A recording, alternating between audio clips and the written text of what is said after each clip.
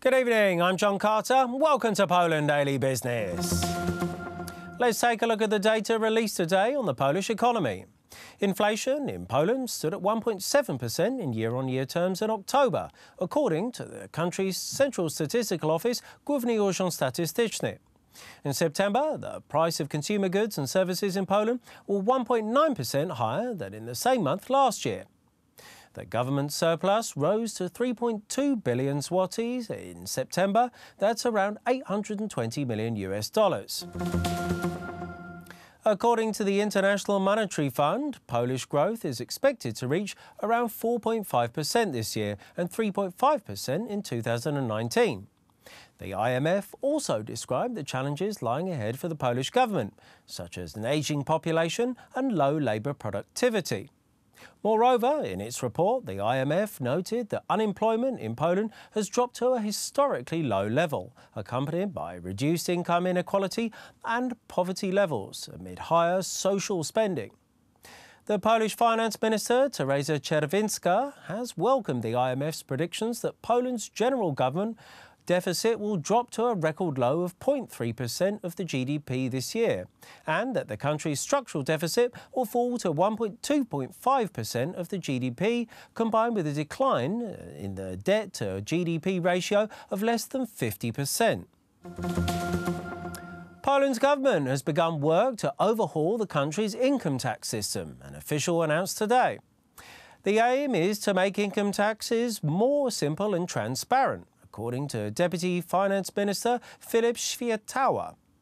He explained that the new system will have separate regulations for taxpayers who derive their income exclusively from employment and those who report business income. He added that the Finance Ministry had no plans at this stage for any changes to the existing income tax brackets and rates. According to Światała, the planned reform will undergo extensive consultations and be put to a public debate that is expected to last at least until the middle of next year. And that's all I've got time for here at Poland Daily Business. I'm John Carter. Now it's over to Alexander Wojciechowski. Poland Daily Business Edition. Tonight we will talk about Polish post and postal business. We are in front of Royal Castle in Kraków because 450 years ago Polish Post was founded. Our guest tonight is Boson Szegedy from Post Europe, the organization that unites posts organization in Europe. Sir, the Post today and Post in the future, how do you see the Post, say, in next 50 years from now? The postal business in the middle of a huge transformation. We come from times where the delivery of letter mail has made the lion's share of our business all over Europe. Nevertheless, nowadays we see a decline in the letter mail volumes due to the e-substitution, for example. That is one of the main reasons. And that puts our huge physical infrastructure under pressure. We say that the European postal operators have the largest physical collection, transportation, sorting and delivery network in Europe. So we have to find new ways of doing business to replace letter mail. And e-commerce has given us the right tools.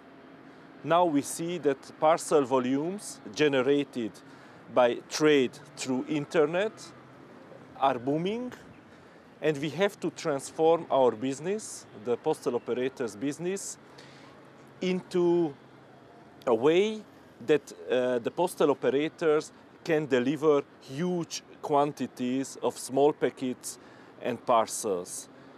And these volumes are growing everywhere in Europe. We are making huge investments in terms of sorting technology, in terms of delivery technology, in terms of also other parts of value chain in the payment aspect or customer care aspect, return of parcels. So from a more pessimistic view that we had, let's say 10 years ago in terms of the falling mail volumes, now we are in a more optimistic view. So the postal business will be transformed in Europe.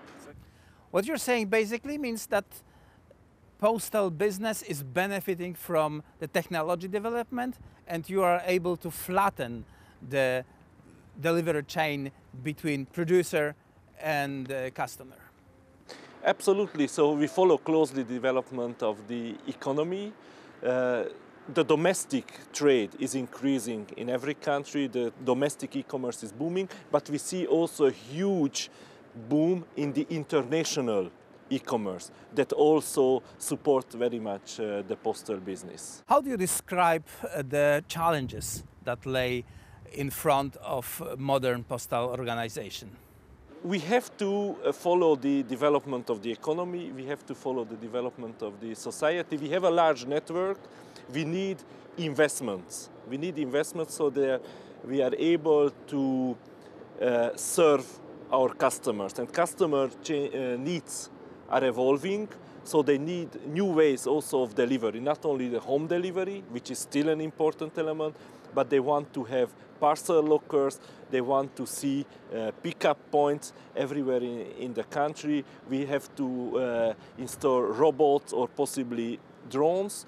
So the question is how we can maintain the large network and at the same time also to be able to put new money, let's say, into the new technologies.